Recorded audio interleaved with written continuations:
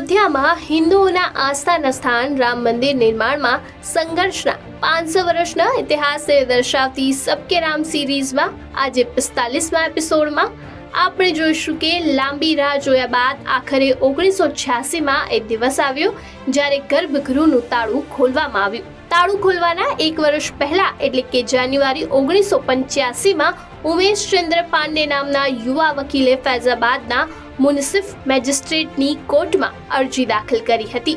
આ અરજીમાં માંગ કરવામાં આવી હતી કે અયોધ્યાના વિવાદિત રામ જન્મભૂમિ સંકુલને પૂજા માટે ખોલવામાં આવે, પરંતુ 28 જાન્યુઆરી 1986ના રોજ મ્યુનિસિપલ મેજિસ્ટ્રેટ હરિશંકર દુબેએ અરજી ફગાવી દીધી હતી.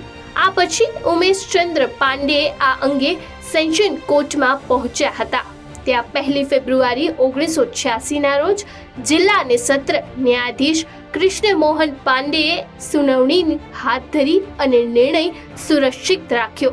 જે બાદ તે જ દિવસે સાંજે 4:40 ચુકાદો આપતા તેમણે કહ્યું કે કોર્ટ લોકોને પરિસરમાં પૂજા કરવાની મંજૂરી આપી રહી છે. આગળ શું થયું એ હવે જાણીશું આગળના એપિસોડમાં.